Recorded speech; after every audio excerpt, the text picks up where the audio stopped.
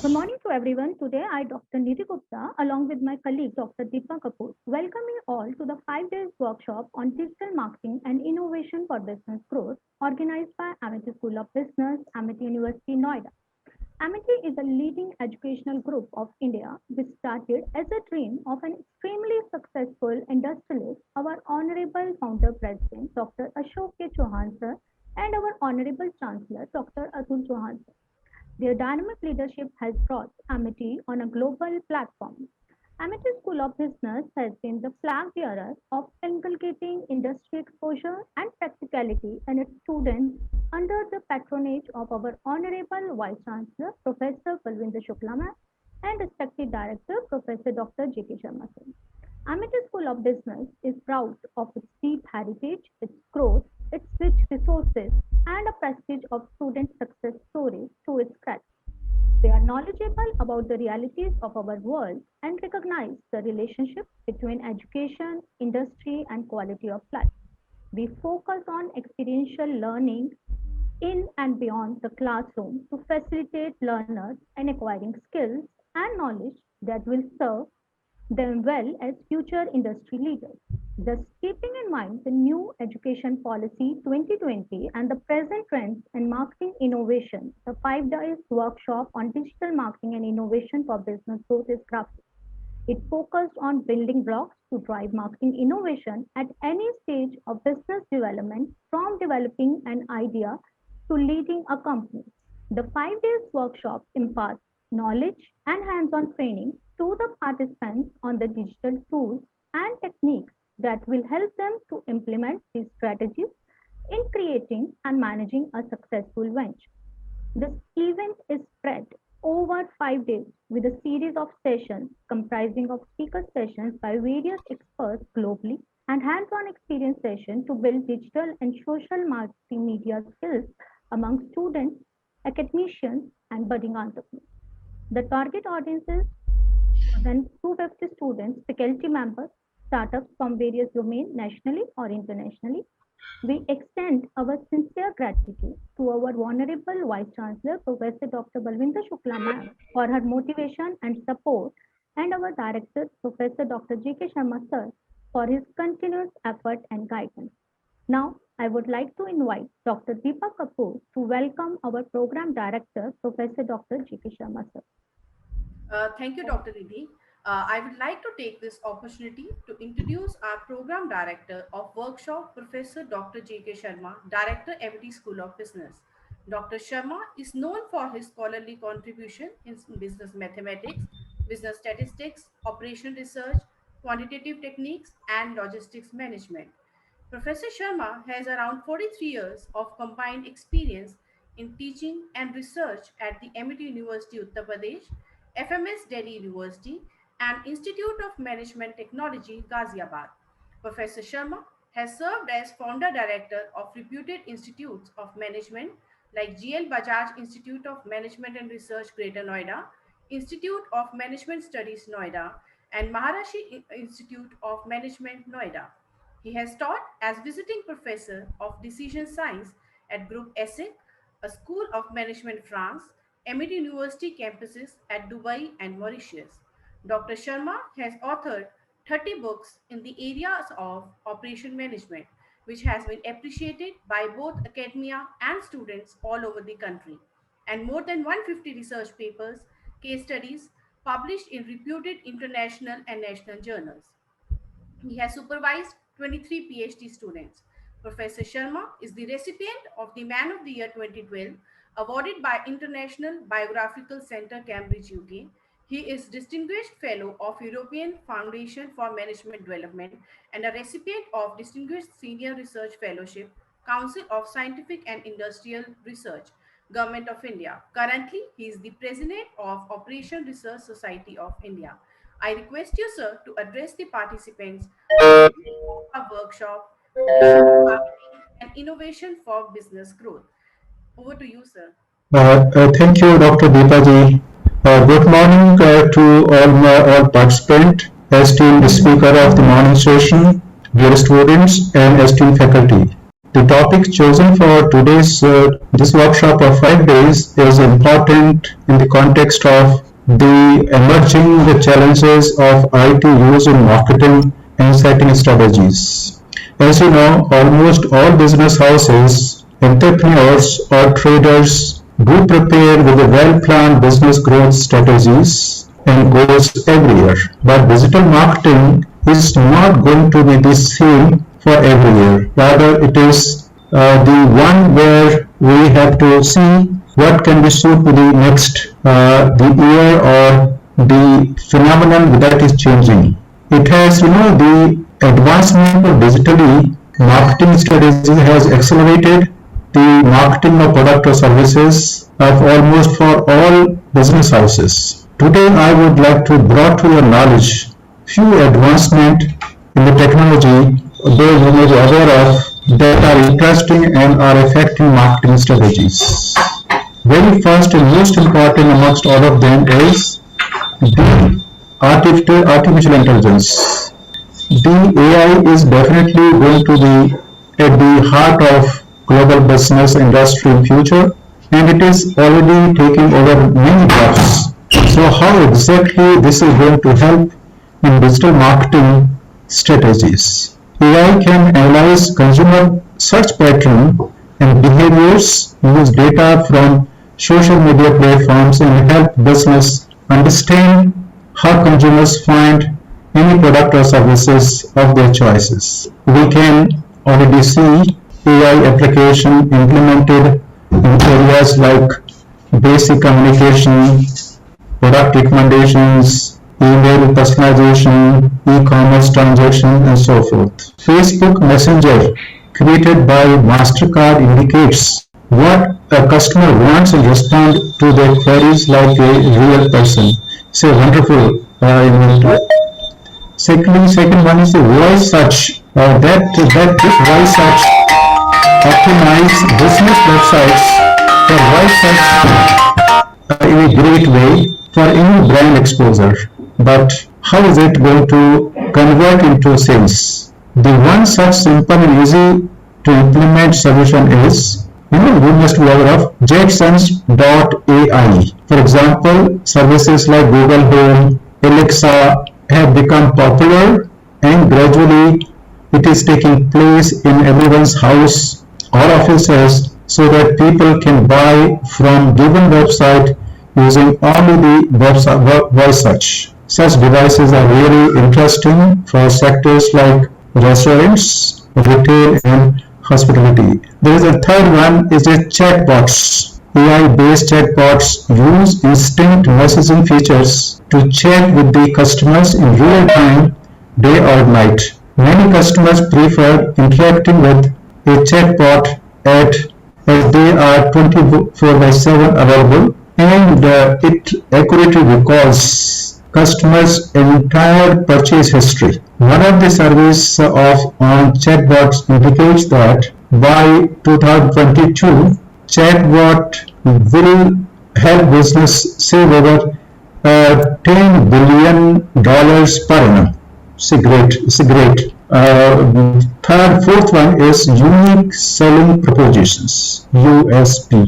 A business house may have various USPs like cost structure, advanced technology, and features, or even a marketing advantage. But over the years, it is felt that business USPs are slowly disappearing. Reasons are that it is easy to everyone to copy these days. So something could work right now, but won't last forever. So how a business will be stronger than its competitors? It's a worry for every business person. Influencer marketing is a type of word-to-mouth marketing that focuses on using key leaders to amplify brand messages to a larger market. According to a survey, 63% of consumers trust influencers' opinions of products, much more than that what brands say about themselves. Very important part. Fifth one is social messaging apps. Most of you must be aware of. Since people are spending more time messaging each other, it makes complete sense to market the products through this medium where consumers are hanging out most of the time. These messaging apps are helpful in sending messages to customers as they allow personalization and can add value to the user experience. Here are some benefits of that are boost sale, involve people in event, cultivate the contact and so on. Sixth one is micro movements. A micro movement is an intent rich moment where customers have different intentions to do, to learn, to go, to buy, etc. People generally make instant decisions in these four micro moments. In 2021 and beyond, customers' journey will be more dynamic and even unpredictable as it needs to respond to rapid changes in consumer desires. For business that seeks immediate sales should greatly focus on high intent keywords with ready to buy moments. The seventh very powerful app is social media stories. Since these types of stories posted disappears after a set period of time, therefore marketers can grab the opportunities and make good use of FOMO. FOMO means fear of missing out. Businesses can get inspired by some of these ways to use social media stories using polls with Instagram stories. Give live video a try when creating stories and so on. Add mention for other brands or your own friends. There are clearly certain benefits with social media stories such as increase brand awareness, constant engagement, quick way to announce something to friends and increase traffic or to websites. Another one is browser push notification. I will not delve all of this. The ninth one is shoppable post in social commerce. 10th one is personalized content marketing. Very important one, very important. Highly focused and personalized content will be the next big thing in the digital marketing strategy in future. It is because consumers again asking for more in-depth material. It is known that a single message for all doesn't fit every single one of visitors, but through personalization. A basic example of this is Amazon. The website or app know your search pattern or what you typically buy, so it shows you what it think what you want to see in order to boost their conversation. You must have realized it more often. Marketing is going to become a game of personalization in coming years. These efforts will drive the consumer through the sales funnel more efficiently, increasingly the strategy's conversion rates. There is another one which is called augmented reality and immersive technologies. This AR is much more implementable from marketing point of view. The main objective of AR in marketing will be to achieve increased brand awareness, great customer engagement and high perceived value. Having an interesting AR application that gives user a memorable experience help in creating a buzz for any brand. Therefore, brands are increasingly using this technology to enhance the consumer experience and increase sale. A simple example of AR is IKEA Place app, which allows you to take the photo of your room from your phone and let you test your furniture virtually placing over other settings. Another important one is marketing automation. The marketing automation promises big things, more leads, conversation, sales, all with less work. For marketing professionals, automation offers an exciting opportunity for greater efficiency, cost reduction, and enhanced customer experience. Businesses can use automation and artificial intelligence to upsell and cross-sell to customers. Automatically suggest content to visitors to increase their sessions on website, improve customer retentions, deliver personalized website experiences, and so forth. The other, which is very important, is position zero in search engine result pages, popularly known as SERP. The position zero or zero rank zero is the holy grail of modern day.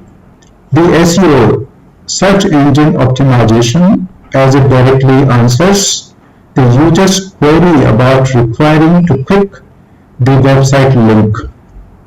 This trend is now growing because 62.5% for mobile search and 34.4% of desktop searches are now resulting in position zero search results. And most important tips for every one of us is website security.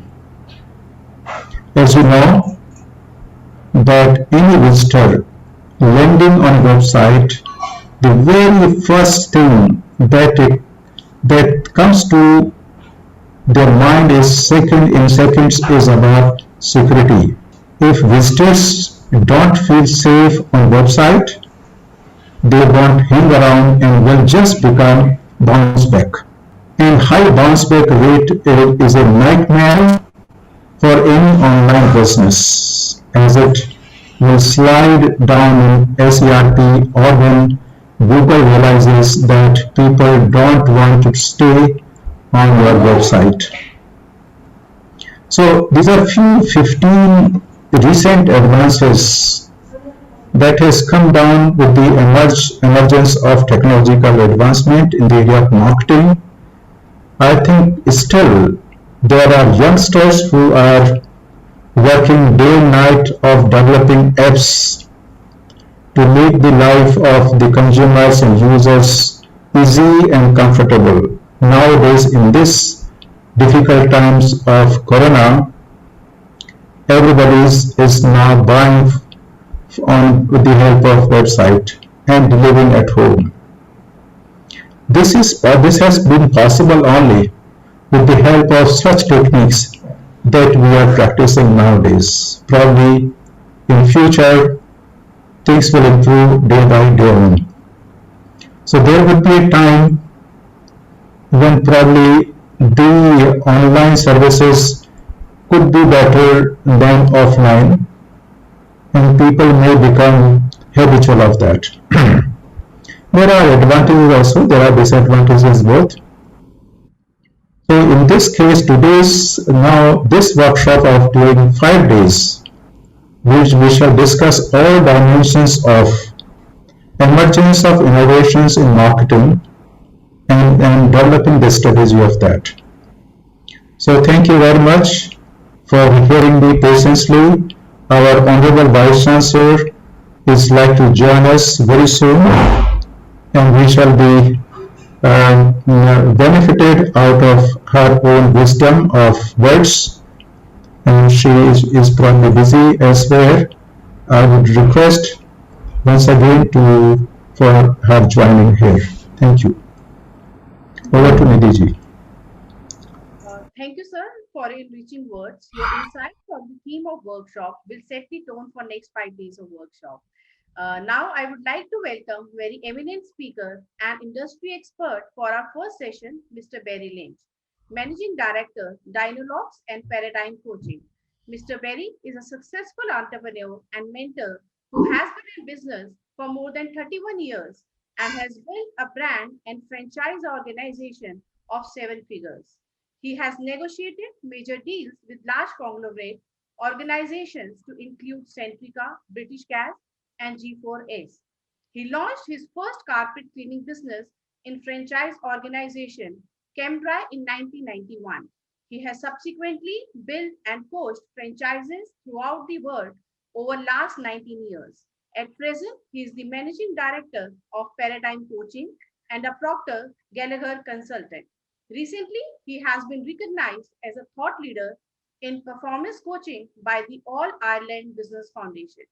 Few areas that he covers are financial awareness and multiple streams of income, starting new businesses, leadership training, growing businesses, multiplying personal and professional effectiveness, and creating results that stick. We welcome you, sir. Thank you for accepting a participation. Now, I would like you to continue with the session and just enrich our young minds on the topic innovation as a key source of business. Over to you, sir. Hi, good morning.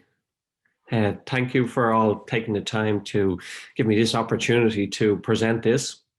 Today we're going to talk a little bit about mindset for success, because again, it's all about the mindset.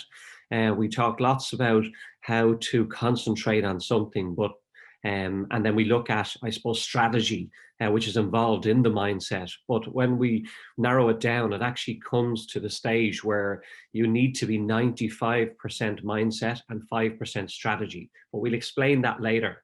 What tends to happen with lots of people is they tend to be the opposite way around. They tend to put 95% into the strategy and 5% into the mindset.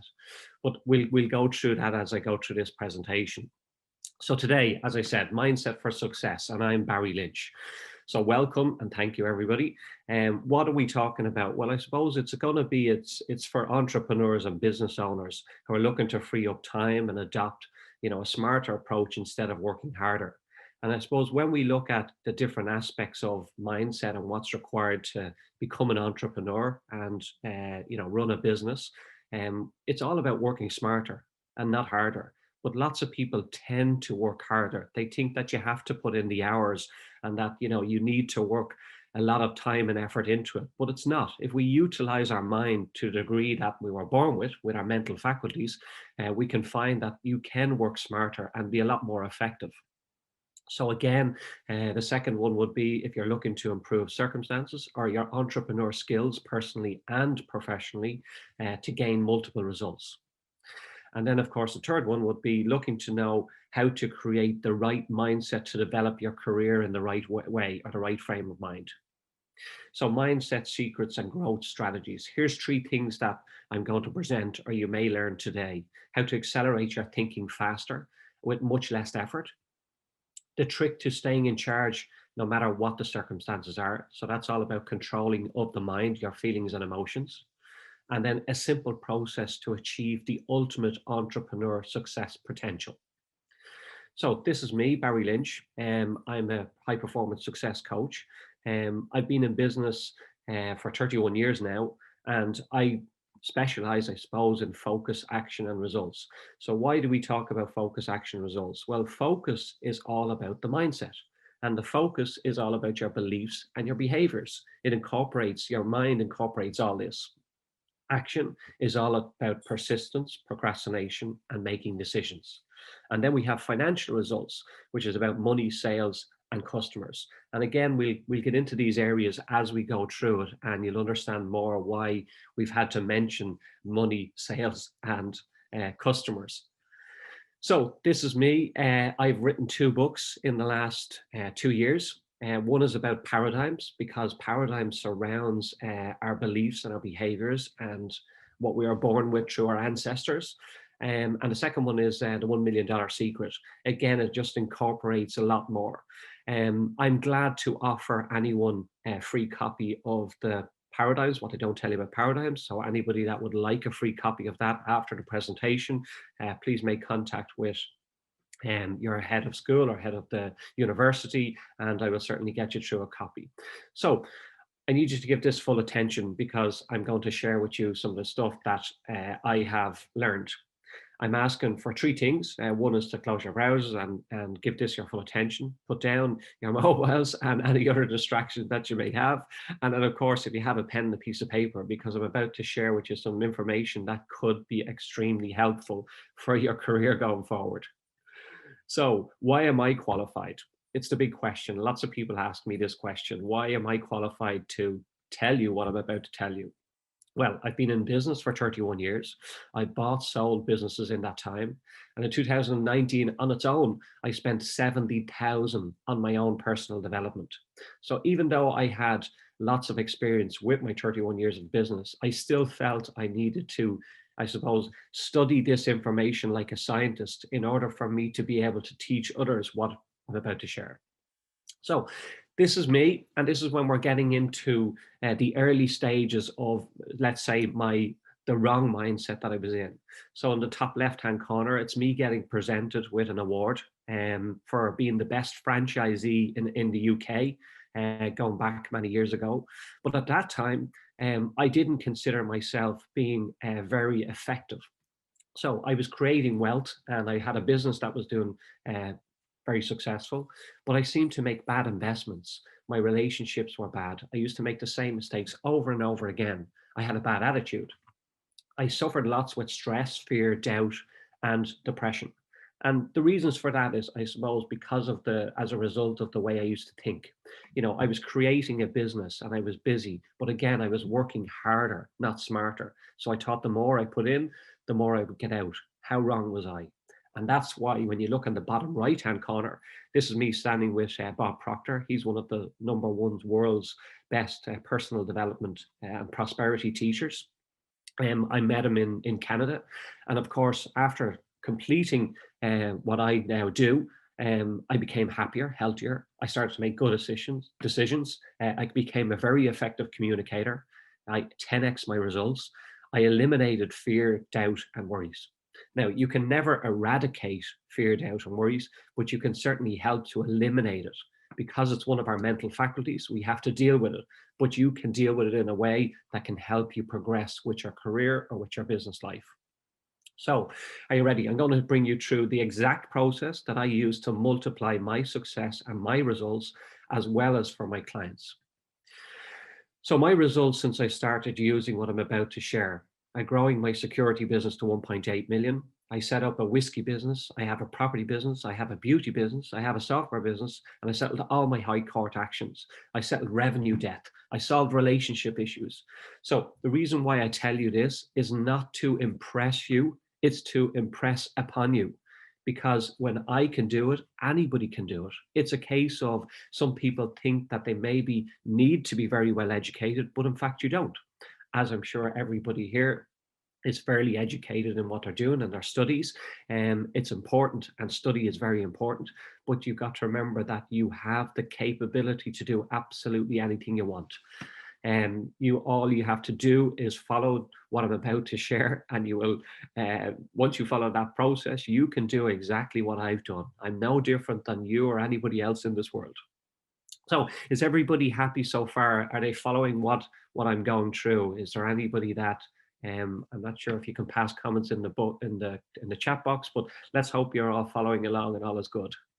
So mindset secret #1 is mindset for success. So what are we talking about? Well, we're talking about attitude, we're talking about behaviors, and we're talking about our self-image. So what does that mean? Well, I'm not talking about attitude as in somebody being disgruntled or aggressive. To some degrees it is. It's almost like your attitude towards everything. If you see bad in something, you're going to find bad in it. If you see good in something, you're going to find good. And if you form the attitude of looking for the good in absolutely everything, you will find that success will knock on your door without a shadow of a doubt. And of course, then we're talking about behaviors. It's your behavior towards success. It's behavior towards your career. It's your behavior towards others. Because if your behavior is not incongruent with your belief, i.e., if you think you can do something, but your behavior is not in alignment with your belief, it's never going to happen. So it's very important that when you look at your behavior and then you're not happy with the results that you're getting, it's going to be because of your behavior is not incongruent with your belief, and nothing happens. And then we talk about the self-image. The self-image is something that is, whatever is going on in the outside world is a direct reflection of what's going on internally. So we all go around and we blame others for stuff, and we blame others for what might be happening in our lives. But in actual fact, it's a direct reflection of what's going on inside. And that is one thing that changed my life. When I go back and I look at the various different aspects of what used to happen to me, for 25 years in my business career, I was an unconscious competent. Why do I say that? It's because I didn't know what I was doing. But one of the main aspects was I didn't actually like myself. I didn't like the person that was looking back at me. And when I changed that and I became to like and love myself for who I am and what I am, of course, I was able to change the outside world also. So what are we talking about here? Well, your self-image is when you sabotage yourself. It's almost like when you tell yourself, I'm ugly, I'm not talented, I'm not pretty enough, I'm not good enough. You know, you got to remember that when it comes to the self-image, it's almost like a servo mechanism. It's like a computer working inside you. And what you tell it is what you get back. So if you find that you're telling yourself that you're not good enough, or you're silly, or you're a bit stupid, or you keep doing things, you have to become aware of what you're telling yourself on a daily basis. Because we'll talk later about how the mind works and how the conscious mind, but when you talk about repeated process and telling yourself something, what you're actually doing is creating the self-image of yourself.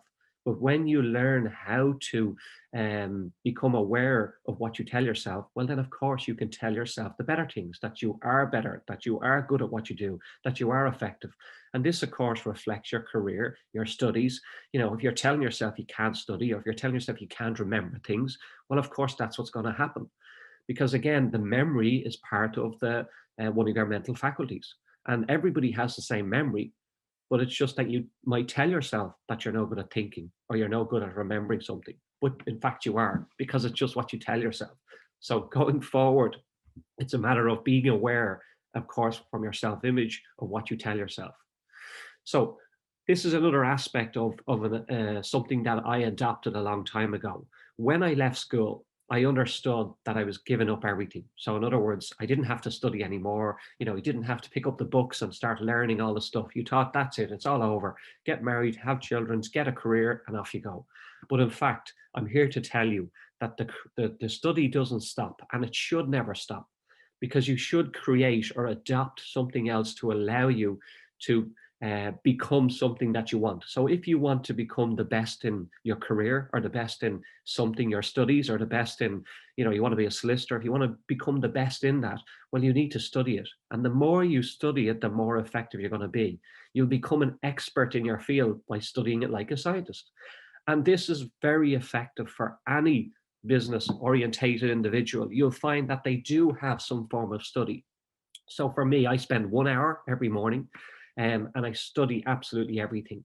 But mainly I study what was of interest to me, or what helps me become an expert in my field. So it's all about spending time on you, what you tell yourself, learning, reading, studying, exercising, and your principles. So principles are very important. And the reason why we say that is because they're your principles. You tell yourself what your principles are, what you want them to be, what you want to become effective. Theater of the mind. So people do ask, what is this? Well, theater of the mind is when you create the future of what you want in the present tense. It's like as if that you're in a movie and you're creating the person that you want to be. And because you do that, when you get there, it's not new to you. And of course, the mind is attracted to what you think about. So if you create theater of the mind and you create the vision of the person you want to be in the future, of course, then you're going to be dragged towards that. And that's the way your mind is working, and the thoughts and the process.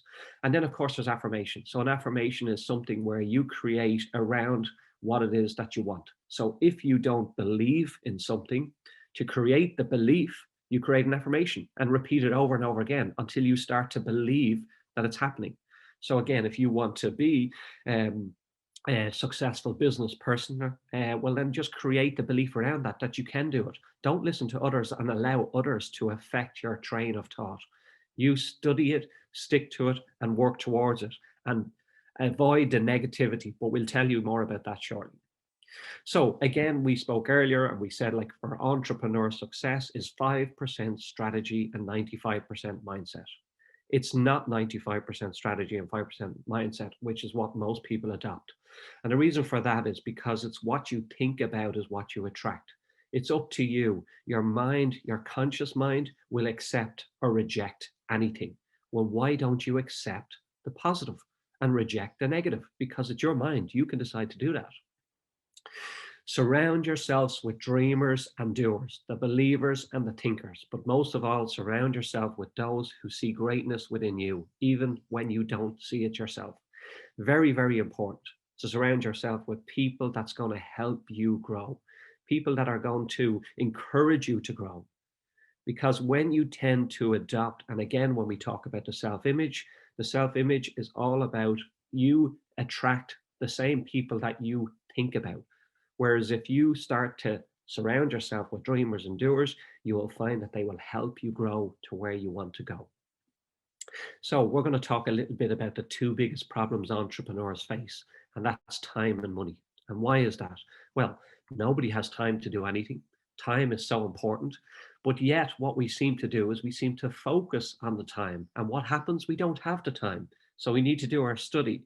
We need to adopt something that is going to help us change our career or make our business successful. And then we find that we say we're going to do it and we don't do it. And then a week goes past, a month goes past, a year goes past, and all of a sudden then we realize we never done what we said we were going to do. So that's why we say time is very important. But you got to remember, it's not about having to do lots. It's about your activities. If you manage your activities and not your time, you will find that you will work smarter. So what I mean about, we've all got beliefs and behaviors, which I'll talk about shortly. But when we look at time and time management, people tend to focus on the time. And as a result of that, you find you run out of time. But if you start to focus on your activities, so i.e. you book yourself in, I've come across in lots of situations where people have said to me, they run a successful business and they don't have time for their family, or they don't have time for their hobbies, or do things that they love. And I say, well, stop. First of all, book yourself in to do what you love. Because when you do what you love and you look forward to doing what you love, your hobbies, and putting a smile on your face, when you're having the bad days, you will look forward to the good days. It's almost like somebody having a holiday home and not booking the holiday home. But when you learn how to book it and adopt it, you will find that you will look forward to that. But what it is when it comes to time is, I had a lady once and she was a musician. She ran a very successful business. She was very successful, her and her husband, but she couldn't do her music anymore. Why? Because she got married, she had children, she was running a business, and now between running the home and running her business, she had no time. So the first thing we got her to do was book in on a Friday evening between 7 p.m. and 8 p.m. to do her music. And her whole life changed. Why? Because a big smile came on her face, because now she was going to start to do something that she was really wanted to do. And the reason why I tell you this is because the same is for when people are young and want to start a business and change their career. You really want to do it. So make time to do it. Take the time to do the study, take the time to concentrate on what you want. And then you can adopt or change that as you go through your life, because things don't change. It's all about you. It's all about what you want out of life. Be happy, healthy, and wealthy. Don't adopt one of them. So now we're going to talk about money. And of course, everybody focuses on money. And what is money? Money is everything to some people, but in fact, it's not really that much. Money is energy. Money is something that you create or you adopt. And the reason for that is because we all focus on it. And what happens when we focus on it? We create more problems. When I said earlier about the 95% mindset and the 5% strategy, this is what happens. People spend 95% on the strategy and 5% on the mindset.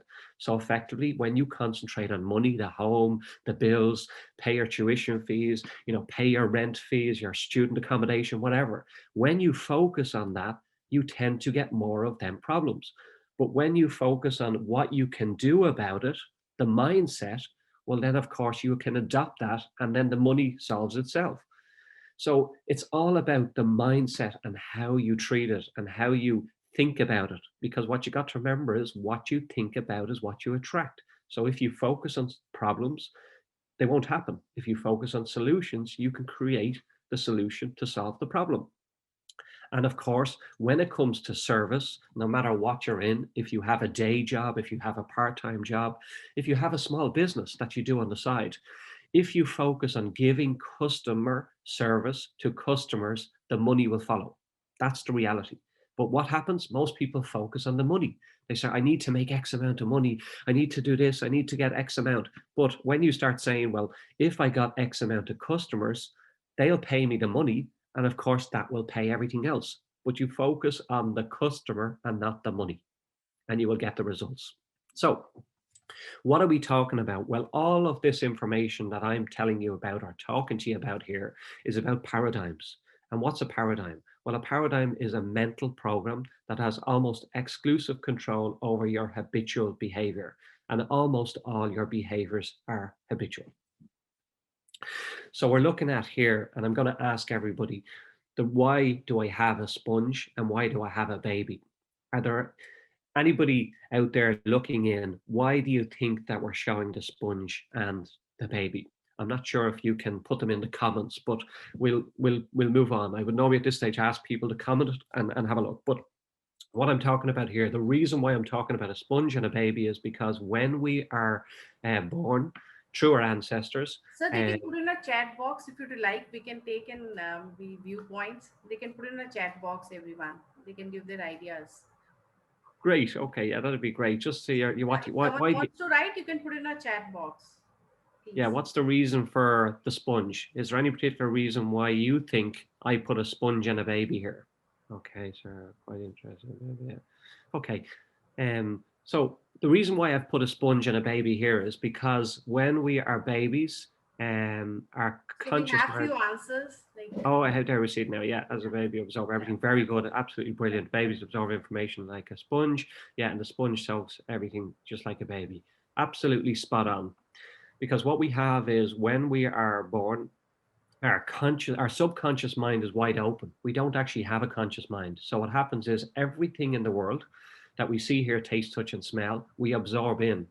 And of course, due to repetition, it then creates our paradigms, our habits. And as a result of that, it creates our beliefs and our behaviors. The same as when we grow up, our parents, our siblings, everybody, whatever they say, we tend to absorb it. And our conscious, our subconscious mind is open roughly till about 5, 6, 7. It depends on the individual. Some people say 7, some people say 6, but let's adopt that it's 5 or 6 years of age. Our subconscious mind is wide open. So we're taking in everything that's happening around us. So when you meet or when you come to your adult life, everything that you believe, your beliefs and your behaviors, which are your paradigms, surround everything that you've learned when you were quite young. And of course, you've also adopted them through your ancestors. So you'll find that when you get up in the morning, you might go down and you'll sit at the kitchen table. You'll sit in the same position as you always sit. You might go in and watch the TV, but you'll sit in the same chair all the time. And you might find that you look like, you talk like, you walk like one of your brothers, your sisters, your mother, or your father, because that's just the way it is. But you have the opportunity to change that. So if you're not happy with your life, and of course, for me, I grew up in a very good life. I had a very good childhood, but I came into what we would call a working class family, and I decided I wanted to run my own business. I wanted to be self-employed. So I adopted that and progressed with it. And you too have that choice to do that. You can change your beliefs and behaviors to adopt whatever it is that you want to create in your life. All you have to do is follow what I'm about to share. So all the information that you receive, your ideas, your rules, your values, your beliefs, that all goes straight into your subconscious mind. It's absorbed in. And of course, that's, as I said, where the paradigm is created, which is your habitual behaviors. You know, you find that you get up in the morning, you put on your blouse or your shirt, you might put your left arm in first and your right arm in. Start to become aware of these things because they're your habitual behaviors. You might get up in the morning, you might go out and, you know, pick up the kettle and have a cup of tea. You might even take out the same cup all the time. Why? Because that's what makes you comfortable. That's your habitual behaviors. But when you become aware you can change them, well, of course, you can adapt new habits that change the results that you want to get, which we'll share shortly. So mind secret number 2, the conscious mind and the subconscious mind and your thoughts. And this is where we're going to get really deep into how this all comes about. So this is an illustration of what we call the stick person. And it's an illustration that was formed in around 1968 by a gentleman called Dr. Thurman Fleet. And nobody knows what the mind is like, or nobody has an image of the mind. So Dr. Thurman Fleet created this image or illustration. So we have the stick person here. We have the head on the top part, which is the conscious mind. Below that is the subconscious mind, and then we have the body. We see, hear, taste, touch, and smell. And everything that happens in the world, no matter what it is, we see, hear, taste, touch, and smell. So if I were to ask the people that we're speaking to here today, what color is the car that you drive? You're automatically going to picture that car in front of you, and then you'll tell me the color. So that's what happens with the conscious, which is the thinking mind. We have comprised thinking, shock, agreement, and fascination is when the thinking mind. And then we've choice, past or future. Okay. And then we have the subconscious mind, which gives us no choice or no judgment, no concept of time, and it's in the present tense. And that's where your feelings are. This is where your programs or your paradigms are programmed, and you've got your beliefs, your mindset, your habitual behavior, self-image, your value, your emotional reactions, and memory. So this is why when we were talking earlier, we were saying about when you're born and when up until the age of about 5, it's like a sponge, because this is where your subconscious is, where all your feelings and emotions are developed, your beliefs, your mindset, etc. So then we have back to the thinking mind. And this is where we have our mental faculties also: will, perception, reason, memory, imagination, intuition. And will allows you to focus on one exclusive thing in the mind. Perception, your point of view. Reason, the ability to think. And memory, of course, we all talk about we don't have great memories, but in fact we do. If I were to ask the people out here that are listening, if you look and I was to say, what is your phone number? You'll remember. If I was to ask you what your sister or brother's phone number is, you'll remember. But yet if I ask you about your studies, you'll say, I can't remember. And that's because that's what we tell ourselves. We all have what we might say a selective memory, but we have the same memories. We can all remember what we want to remember. So when we talk about the mind, as I said, we see, hear, taste, touch, and smell. And that's in the thinking mind, which is where our conscious is. And then we have the subconscious, which is where our feelings and emotions are. So what we think about attracts our attention, a feeling or an emotion, and that gives us an action, which gives us our results. So if we want to change the results that we're getting in our life, we just start thinking differently. And this is where the mindset, the 95% mindset comes in. Start to think differently than what you are. You can see, hear, taste, touch, and smell. So everything that you think about, you're enforcing it or impressing it upon your subconscious, which is giving you your action and giving you your current results. If you want to change your current results, well, then start thinking differently. Start adopting a different train of thought. And what's that going to do? It's going to create new images, new pictures, new emotions, new feelings, which will give you new actions and, of course, give you better new results, but the results that you want. So if we adopt the same thinking process that we currently have, we'll have our thoughts, our feelings, our actions, and our results. And this is the old you.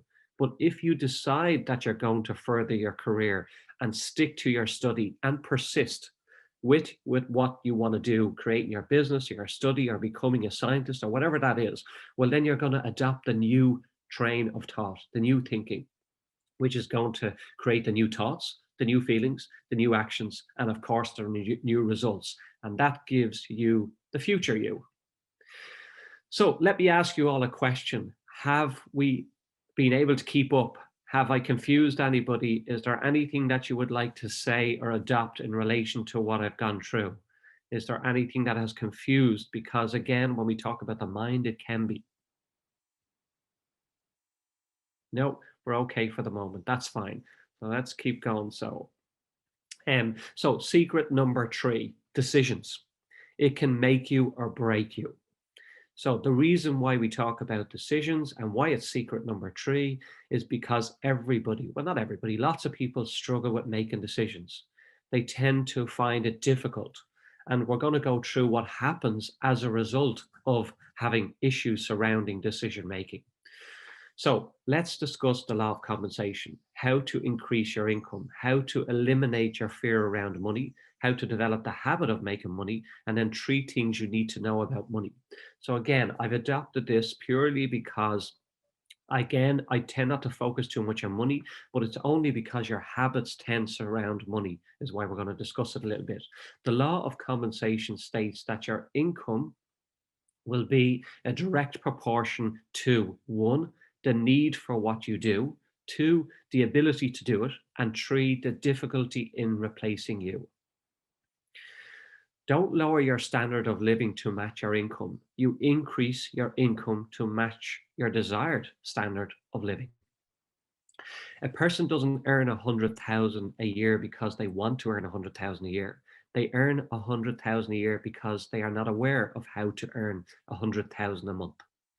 And again, it's like what I was saying earlier about the mindset and the strategy.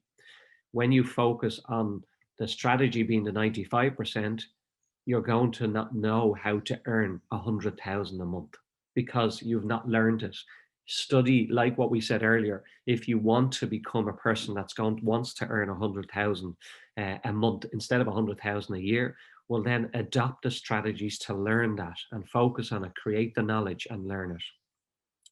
So we look at 3 incoming earning strategies. So again, when we talked again about the mindset and we talked about what it is that people need to adopt, when I look back 25 years of my life, I had no time. I had no time to adopt new businesses or all these other things that I now do. And why? Because of the way I used to think. But the reality is that there are 3 main incoming earning strategies. And number 1 is M1, time and money. Everybody, and almost 96% of the population trade time for money. So what do we mean by that? Well, it's you go out, you work a week salary, or you work for an hour salary, and then of course you're trading your time for that money.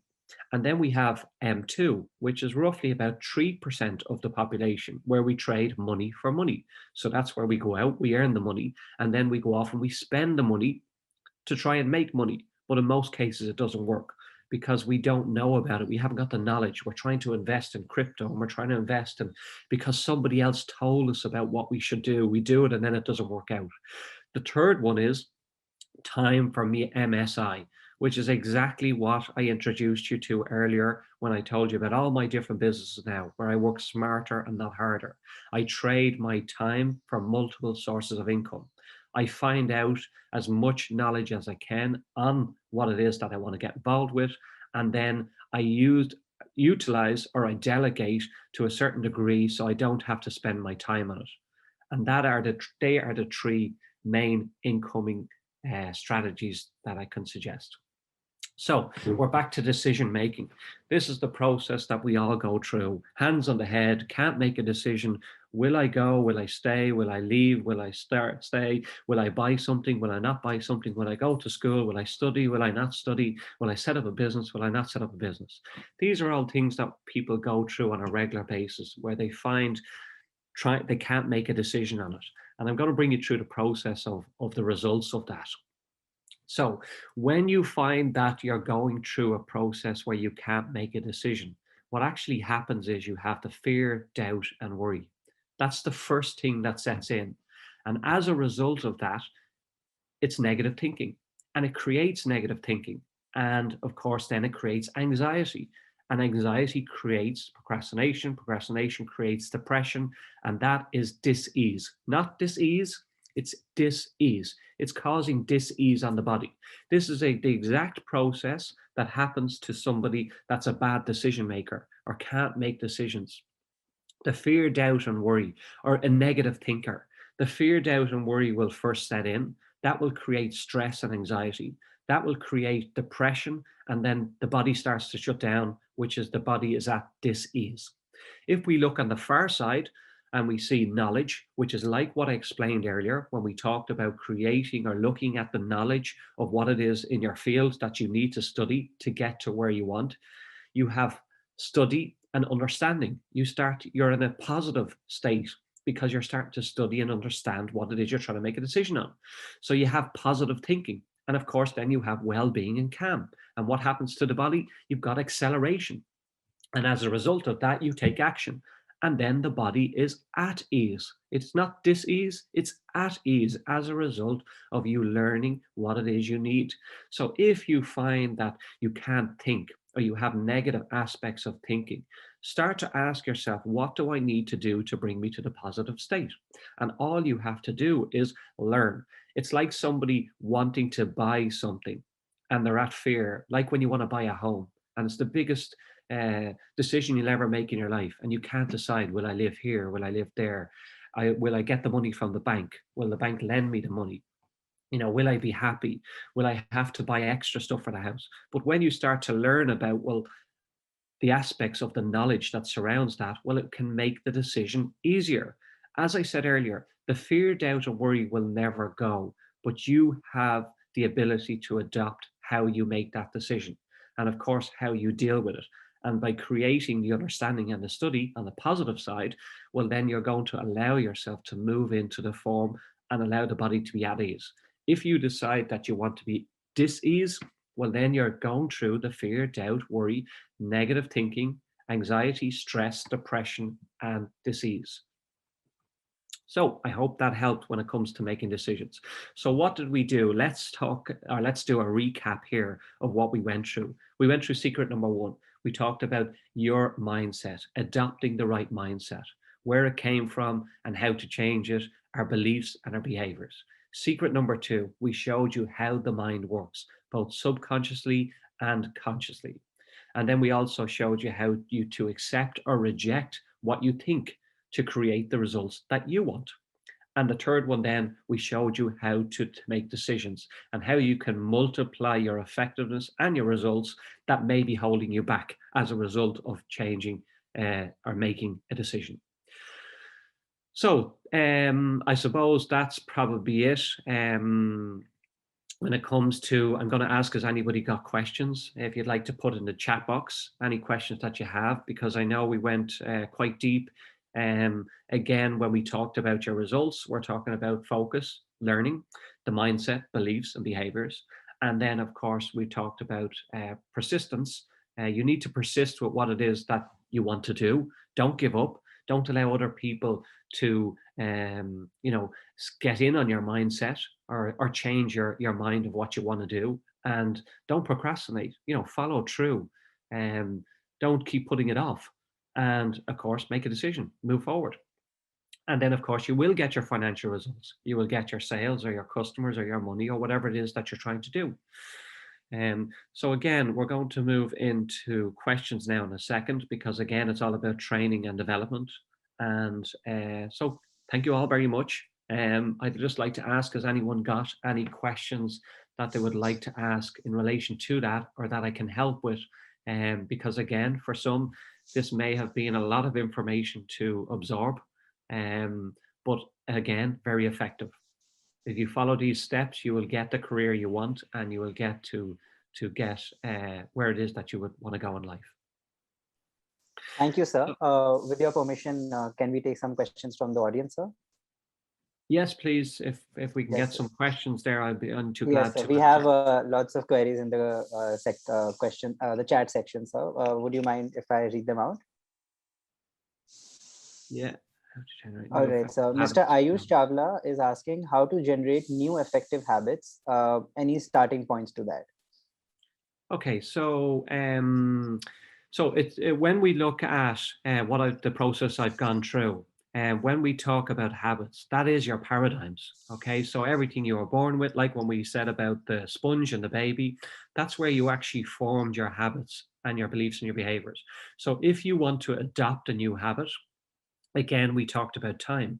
So if you correlate both of them together, so if I wanted to change a bad habit, okay, which is the important aspect, because when you try to improve or adopt a new habit, you may need to change the old habit first. And what happens with people is when they decide that they want to change a habit, they change their behavior and not the habit itself. So it's temporary. So you might say that, oh, I'm going to study 1 hour a day. And then you find you do it for a week, or you do it for 2 weeks. And then you find that you end up going back to the way you were. That's what a paradigm does. It sucks you back in. But The way to actually effectively do it is 1, decide, 2, persist, 3, don't procrastinate, get moving with it, and of course, book yourself in. So if you have a diary or you're on Google Calendar or whatever the case may be, put it into your diary and say, I'm going to do it between 7 and 8 a.m. every morning, and then do it. Do not let anything take away from you, because you'll find that when you decide to do it and you persist with it, it'll then become your new habit. It'll take a couple of weeks, sometimes 21 days, sometimes 30 days, sometimes 90 days to adopt a new habit. But it's important that you persist with it, because repetition is the key. So the answer to the question, if you want to adopt a new habit, is persist with the new habit and continuously do it until it becomes a habit. Okay, any other questions there? Yes, sir. We've got a question from Miss. Sir, can you see the chat section, or should I read the questions for you? Yeah, I can see it actually. I've got a good one there, if you don't mind. From yes, of course, sir. Please, you go ahead. Arshdeep, yeah, sir. A lot of the time stuck in comfort zone. That's really good, because what you got to remember is everything when we talk about our comfort zone, that relates to our habits, and that relates to our paradigms. That is your comfort zone. So when I spoke earlier about if you go to your living room and you're watching TV, you'll end up sitting in the same chair, okay? And you'll always sit in that chair when you go in and watch TV. Now, if I went into that room and I sat in the chair and you came in, you'd feel uncomfortable and you'd ask me to get up and move, because that's your chair. Why is that? It's, because it's outside your comfort zone. You're pushing yourself outside your normal habitual behaviors, so it's making you uncomfortable. So if you want to create a new habit, you've got to go outside your comfort zone. Make yourself uncomfortable. The key to changing habits is all about being comfortable, being uncomfortable. So you create habits that make you uncomfortable. And then when you adopt that, so if you were to ask me where do I sit, I don't have a chair. I actually sit, when I go to my living room or I go to my kitchen, I sit in different chairs every morning. And my family say, why are you sitting there? I say, because I want to feel uncomfortable. That's my new habit. But if I sit in their chair, they say, get up. I need to sit there. That's my chair. It's because I'm making them feel uncomfortable. So if you want to change a habit, become uncomfortable. Start doing things that you don't normally do outside your comfort zone. If you want to create a habit that makes you feel comfortable, that you want to adopt as your paradigm, well, then start doing it over and over and over again. Like when you learn how to cycle a bike. You get up, you cycle the bike, you fall down, you get up, you fall down, you get up, you fall down. Eventually, you now get up on the bike, and now you're on your mobile phone while you're cycling your bike. Why? Because you're in your comfort zone. You've adopted a new habit. The same when you're driving a car. You can't find the steering wheel, you can't find the buttons, so you're all over the place. And then after a couple of months, you're driving down the road, and now you might even have a cigarette while you're driving. Why? Because you're in your comfort zone. You've adopted a new habit. And by the way, smoking is a habit also, and it can also be given up and changed the same way as I've just explained to you. You don't need to, if you focus on the mind, you can create or you can get rid of any habit that you have. It's only a habit. Smoking, somebody putting a cigarette, it's as a result of being used to the nicotine and of course the actions of the cigarettes. If you want to give up the cigarettes, well then put a pen in your hand and then pretend, like what I said, the visualization, pretend you're doing it. And also, just on the smoking, you could tell your mind that you actually don't like smoking. If you tell yourself an affirmation that you don't like smoking for 30 or 60, 90 days, what will happen? The mind will start to adapt that you don't like it. And all of a sudden you'll go, oh my God, I don't even like this. Why am I doing it? So the mind is very powerful. You can do what you want to do, but it's what you tell it. Okay, so what do we see? So we also have a question from Mr. Bituz Muhammad. He asked, can you share any story of your of a business turnaround that you've been part of as a business coach? Yeah, for sure. So when I look at going back, say, for the 25 years of business that I was in, my business is 31 years, but for the last 5, completely changed. Okay. And when I look back at, there are people that I get involved with from a coaching aspect. I could talk about me and I could talk about my results, but I won't. I'll tell you, because they're all very similar. I would have had similar results to some of the people I now coach. And because now I can adapt what it is, the problems they're having, and I can relate to it. But I had a gentleman, and basically he was a young man. In fact, he worked with my company for many years, and he left to become self-employed. He was working for himself for about 2 years, and he was in the very same business as me, almost like my competitor.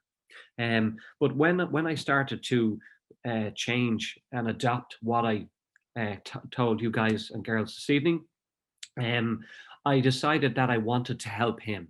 And the reason why I wanted to help him was because I could see that he was struggling and he was having problems with his business, personally and professionally. So I called him in, and of course he couldn't afford to pay me. So I said, look, don't worry about it. I'm going to do this free of charge, as long as you do what I ask you to do. And he agreed with it. So he came on board. When I met the guy at that time, he walked into my office with his head down, no confidence whatsoever, didn't really care much for what was going on in the world, wasn't happy in his life at all. So we started to adopt, and within a period of about 6 or 7 weeks, we had changed his life forever. What had happened was the guy was going through marriage problems. He was going through money problems. His wife had just had their second set of twins. He was finding it difficult. He couldn't pay the rent on his home. He found it difficult to run his business. He found it difficult to get money for his business. So we have found that his communication wasn't very effective with customers or with his family. And his wife was talking about leaving him with the children. And of course, he was in turmoil. So what we had done was we had changed the way he was thinking. We started to allow him to become a more effective communicator. And what had happened was within about a 7-week period, he had doubled the turnover of his business.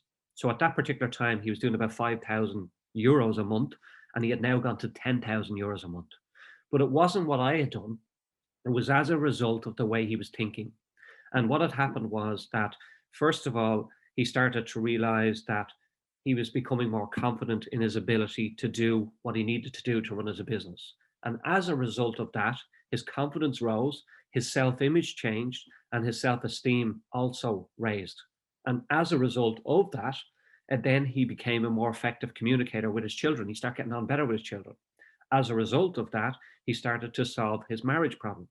As a result of that, he started to book holidays for him and his family. He started to buy new vehicles for his business. He started to be able to do things that put a smile on his face. Because again, what you got to remember, what was happening was he was focusing on the money. I need the money. If I can get the money, if I can just pay the bills, if I can just pay the insurance on my van, if I can just get the money, I can buy my children something. But when we started to teach him to think differently about customers, how many customers do I need a year to survive? How many customers do I need a month to survive? How many customers do I need a week to survive? So now if he gets the customers and action steps his way to get the customers, the money is going to follow.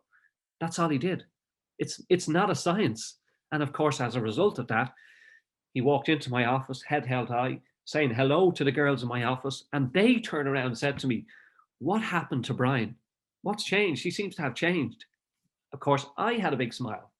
I didn't tell them because it's confidential, but as a result, I was able to smile to see a result from somebody outside of me that was getting a result from what it was we were teaching.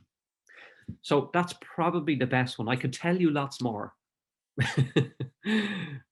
Yes, very interesting incidents. Thank you for sharing that. We've got a question from Dr. Varsha Goel. What are the various financial avenues available for your startups to grow and to scale globally during the COVID pandemic? Brilliant, fantastic question. So what you got to remember is, again, we'll go back to the way people think. Okay, so I had a conversation with I'll tell you another client. He was a taxi man. Okay, and I'll quickly tell you this, and then I'll get to the bones of the answering the question. But I spoke to a taxi man, and a taxi man. This was when the pandemic started last year, and he contacted me and said, look, I have a big problem. He said, I can't make income. I can't survive my family. And, you know, I've no money coming in. And I said, okay, so what exactly is the problem? He said, there's no customers out there. I'm going out in my taxi and there's nobody out there. And, you know, I can't pick up clients. And I said, okay, stop. The first thing you need to do is stop thinking about there's no clients. Because again, what you think about is what you attract. So I said to him, what type of car do you like? And he said, I love a Mercedes. I said, what color? He said, a black one. And I said, right, watch what happens. He went out the next day, and of course he starts seeing black Mercedes everywhere. Why? Because that's what he was thinking about. So the same thing applies. There's no customers. I can't find customers. That's what you think about. That's what you attract. So I said to him, right, now that we got that part out of the way, change the way you think. Now, was he going to change the way you think? No, because by me telling him, he was going to adopt it for a couple of days and then fall back into his paradigm.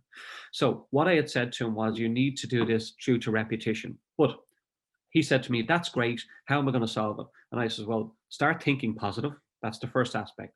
The second aspect is that when you're driving around, I said, what are you thinking? Oh, he says, I'm worried about everything that's happening in the economy and because of the pandemic, and it's affected my mind and my mindset.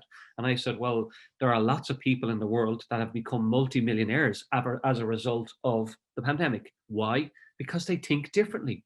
They use it as opportunity. Attitude, when we talked about attitude earlier, they have a different attitude towards it. So what it came back to was, I said, what do you love to do?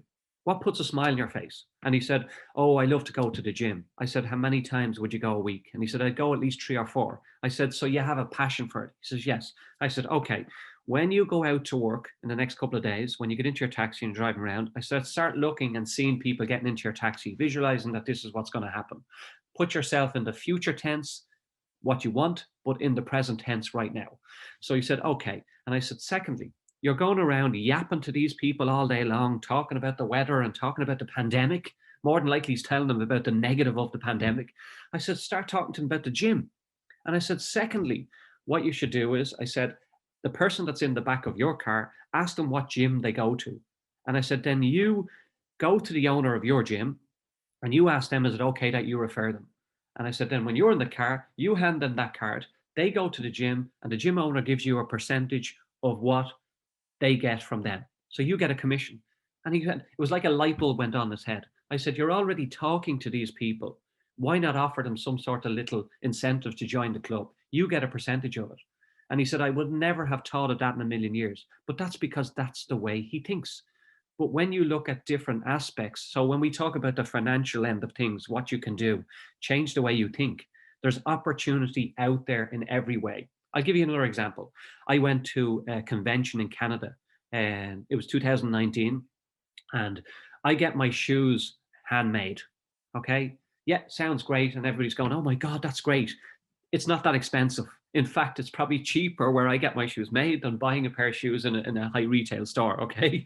But what happens is I buy them. It's a long story. Myself and my brother were very like each other. We're not twins, but I buy shoes, he buys shoes. He buys clothes, I buy clothes. We always seem to, even though we don't know, we always seem to wear the same things. So I decided I was going to get them made somewhere else where he has no contact. So I'm in Canada, walking around, meeting people, and everybody kept saying to me, I love your shoes. Where did you get them? And I went, actually, I get them made. And they went, oh my God, where's that? That's expensive. And I said, no, not at all. Here's the name of the website. Tell the guy that, I sent you. A month later, the guy rings me and he said, by the way, I owe you a load of money. And I said, why? He said, I keep getting referrals from you. He said, people keep ringing me up and asking me to make shoes for them. And I went, wow. So what I'm saying is, I didn't have to put any effort into that. It wasn't a business. It was somebody asked me a question. I gave them a referral link. They went through it and I got 10% off it. But I didn't ask them. I didn't encourage them. They didn't even know I was getting a percentage. So it's as a result of the way you think.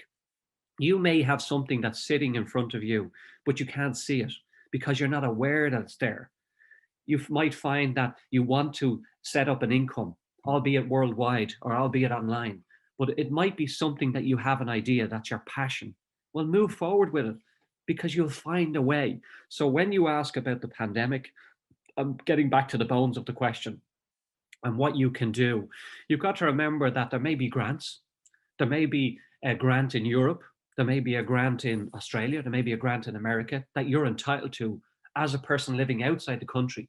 So find a way. There's always a solution. If you want to do it, persist. Don't procrastinate, persist. Find a way to do what you want to do because there's always a way. You may find that you have an idea and you can't explore it. Well, then get involved with somebody that can. So I would encourage everybody here to read a book called Think and Grow Rich by Napoleon Hill. Anybody that hasn't read it should read it, because it talks lots about what I've explained here today, but also it talks about specialized knowledge. I met a guy recently, another guy who was coaching, and one time he came on the coaching call, and I could see a computer in the background that was a little bit broken, and he seemed a bit stressed out. And I said to him, Keen, what's going on? You don't seem right today. And he goes, oh, I've spent the last 3 days trying to fix that blooming computer behind me. And I said, 3 days, why? Do you not like computers? He says, no, I've never liked computers. I'm no good at computers. And I says, well, why didn't you just bring it to a repair shop? Somebody that specializes in it, and you could have saved yourselves 3 days. So when we talk about, when we talked earlier about, smarter and harder, was he working smarter? No, he was working harder. He spent 3 days trying to fix something that he knew nothing about. Whereas if he had went to the repair guy, he'd do it in an hour, give him $30 or 30 euros to fix it, and he was working smarter. So I say the same to everybody here. If you have an idea, work smarter, not harder. Find somebody that can solve the problem for you. Don't spend all the time on trying to make a decision on it. Make the decision to do it. Use the specialized knowledge. Go to somebody that knows the answer to what you have. And of course, you're working smarter. What happens? You save time. You become more effective. So to answer the question is, if you seek for something, go after it. There's a solution out there. You'll find it somewhere. But just remember, if you continue to look for it the way you currently think, you won't find it. If you change your thought process, you will find it. So before we move to the question which we just received, I have a question, sir, and I can't stop myself from asking.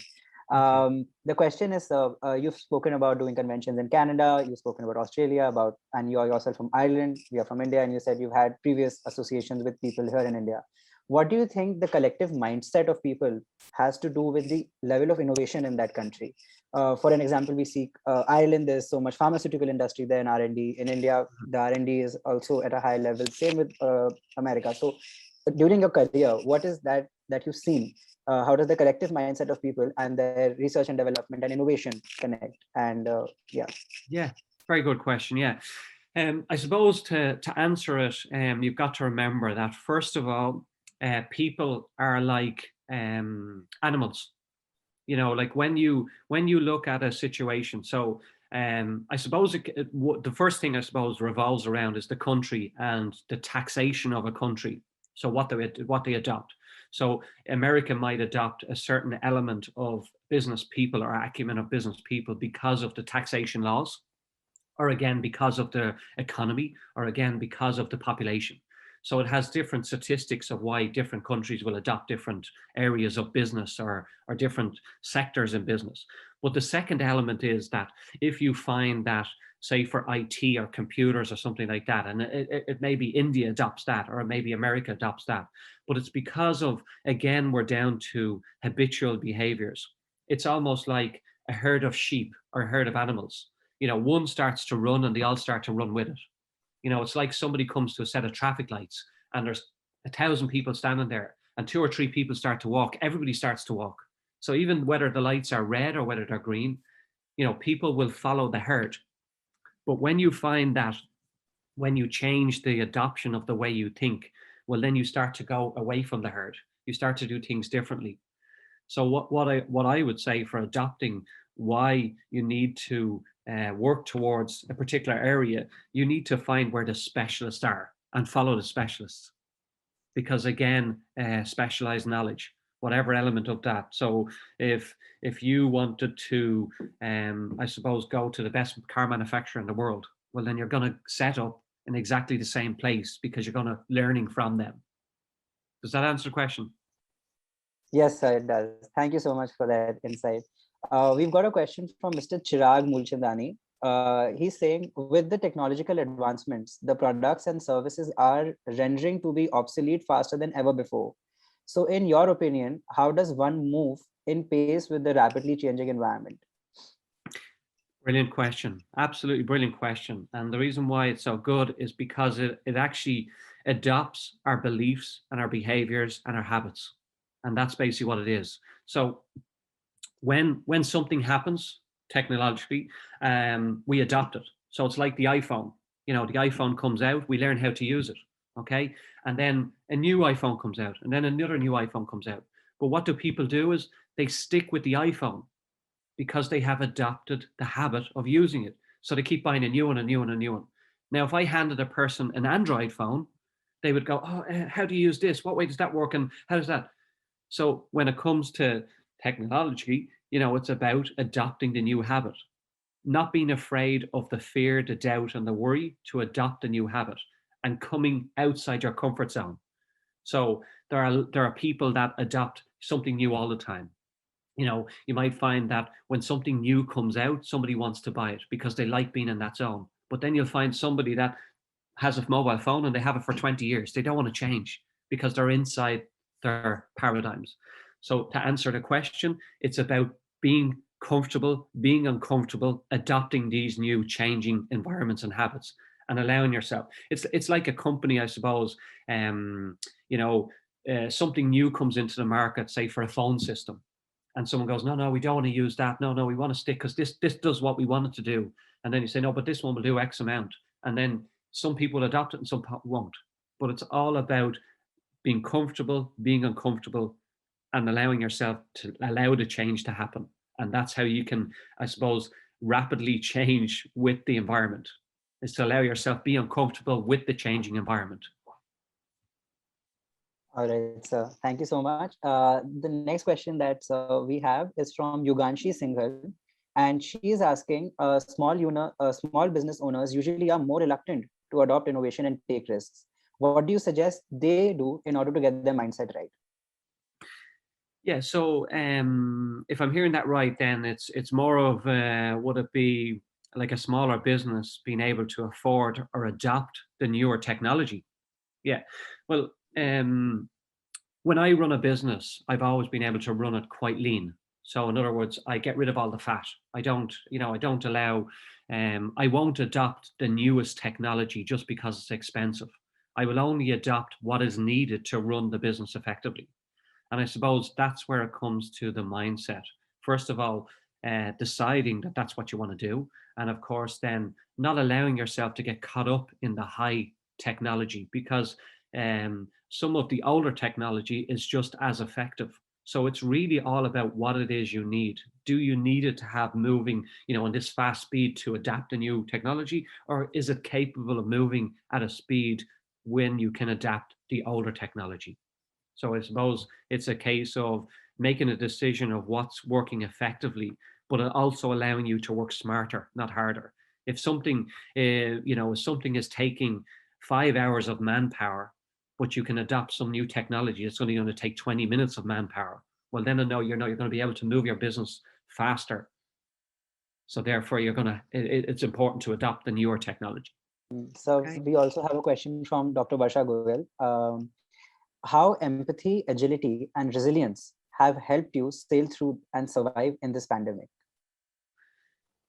So again, when we look at empathy, agility, resilience, I see the question here, helped you to survive in the pandemic. So the first thing is mindset. That's what's really important. And the second thing is I look after customers. So whether it's a disgruntled customer, whether it's an aggravated customer, whether it's somebody, I've had to change with the pandemic as well. So as a result of the pandemic, people have almost lost their mind in some cases, and it's affected people in different ways. But I've learned to adapt to that. And of course, I had to be resilient because I stick to my goals. So yes, I had to change them slightly, but it didn't stop me. I didn't allow the pandemic affect my mindset. It didn't allow it to affect the way I think. I just had to change it slightly. So I had to adapt it to allow it to become more effective. Again, I would have said that maybe I had to work a little bit harder as opposed to smarter. But when I adopted the new way, well, now I've brought it back into the smarter and not the harder anymore. So in when the pandemic first started, of course, it was the new uncomfortableness of being in that state. But then as it started to slow down, we'd realize that actually, no, it's not that bad. We can adopt it. And then, of course, you changed all the stuff to maybe being online. But it's all about persistence and not procrastinating on the problems and persisting with what it is you want and following through with it. So again, it just comes back to the mindset. I, constantly told myself if there's a problem, that it wasn't a problem. I was going to find a solution. And of course, that's what happened. I find a solution. So that's the answer to it, is that there's always a solution. Doesn't matter how big the problem is, because no matter what happens, albeit good or bad, it is what it is. By worrying about it, or the fear or the doubt, is only going to cause anxiety, but it's not going to change it. You can't change what has happened in the past, but you can change the future. You can change the future of what has happened or how you think about it. So of course, that's the mindset.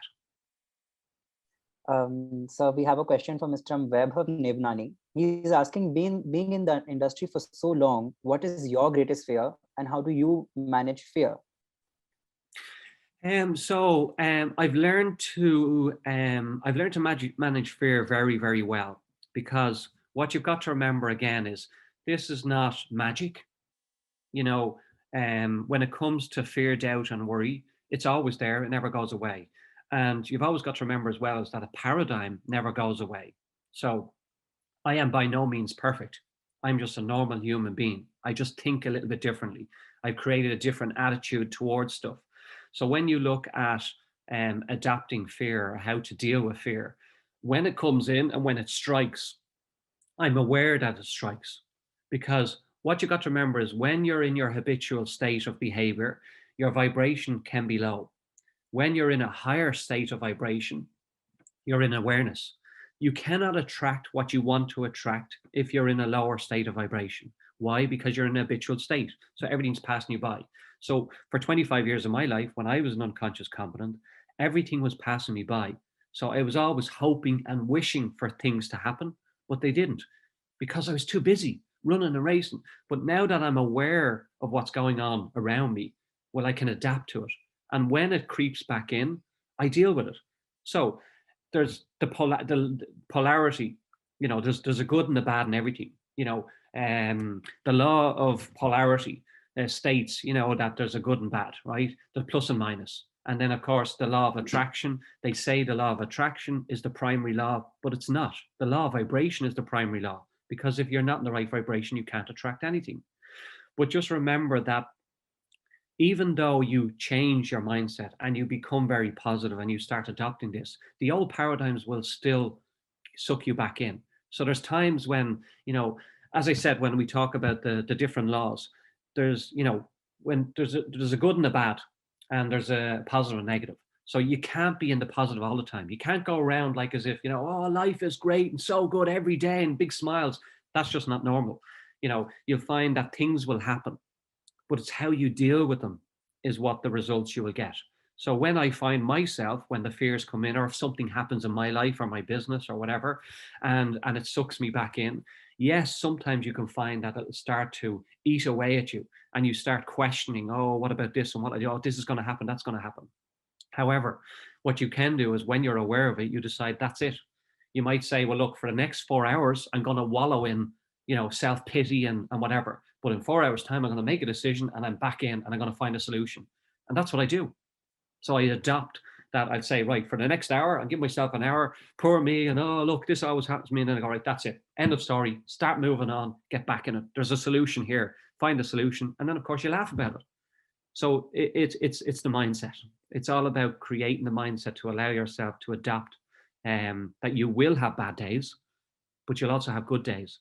But it's becoming aware of controlling your emotions and your feelings to allow you to deal with it.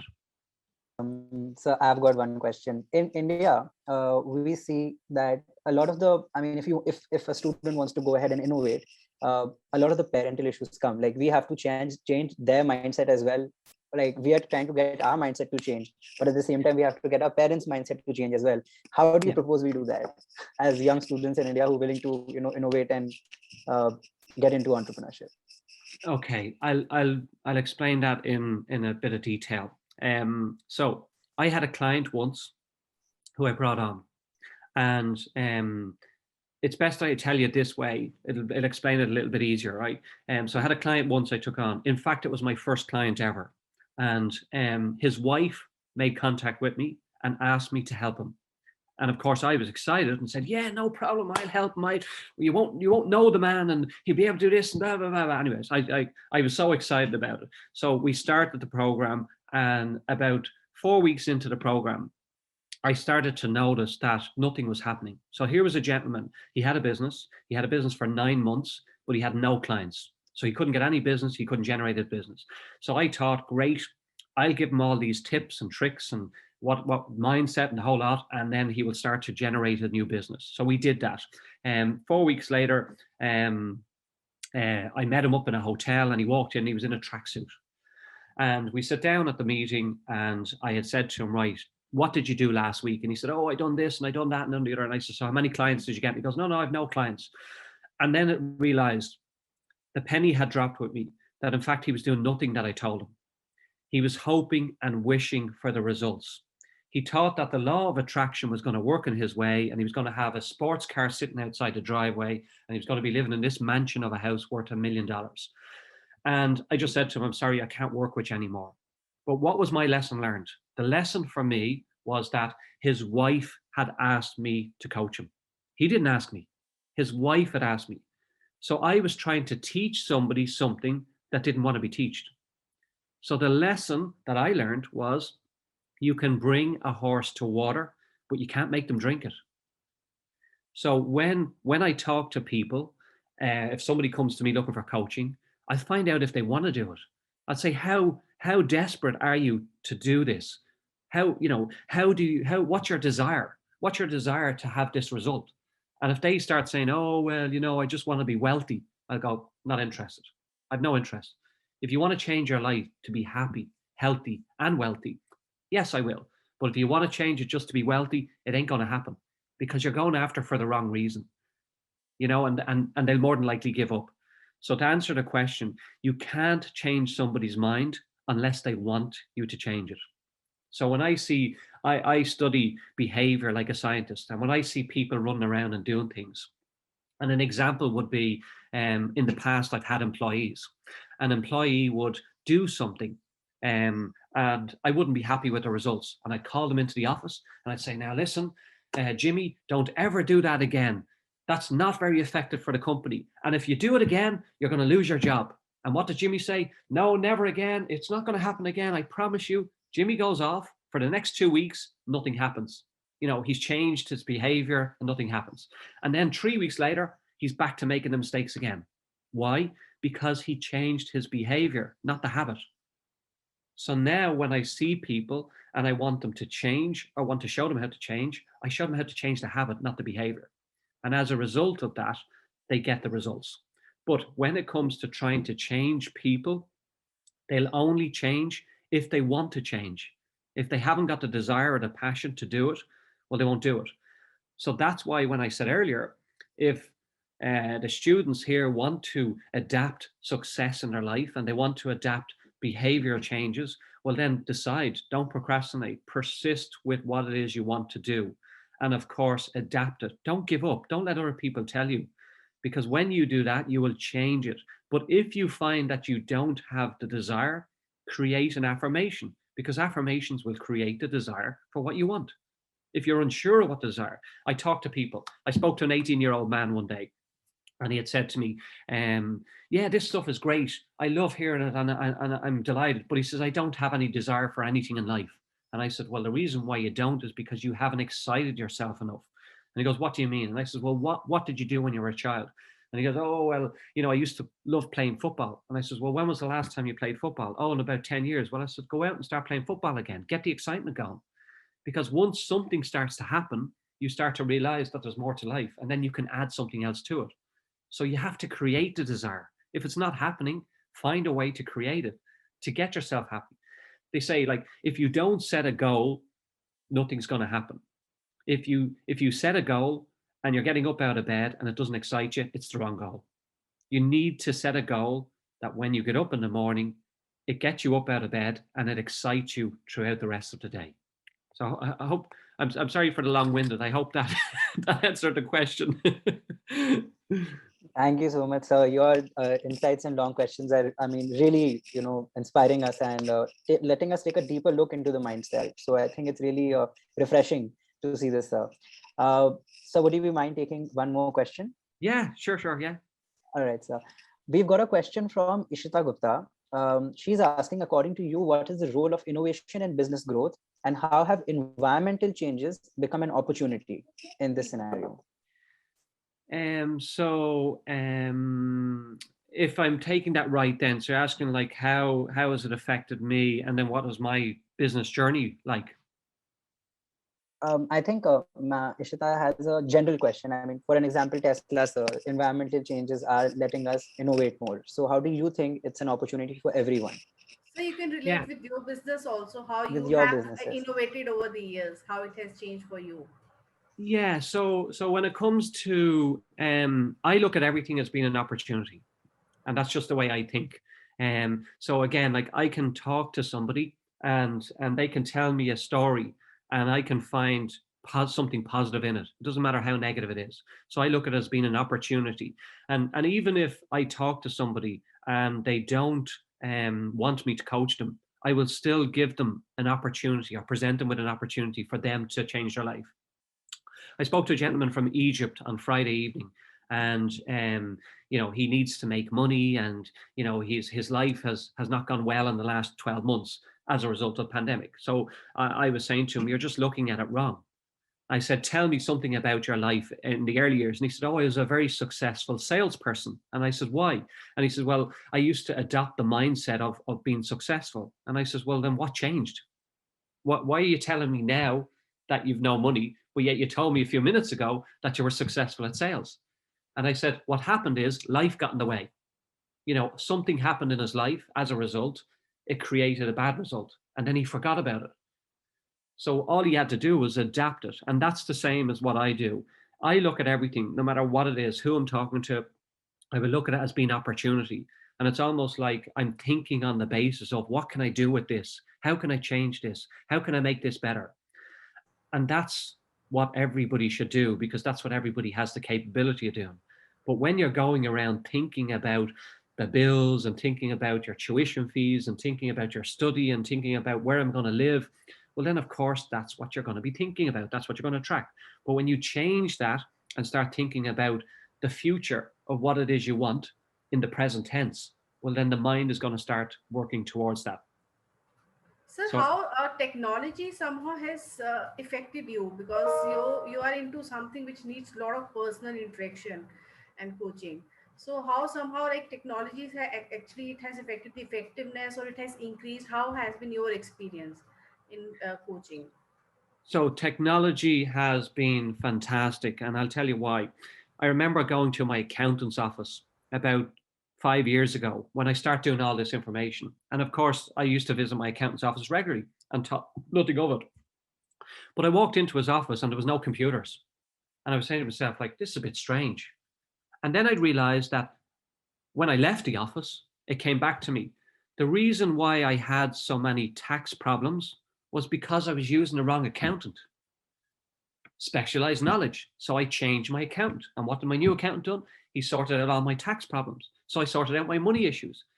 So because I was looking at him as being the specialist and I thought that he was effective, that's what I thought.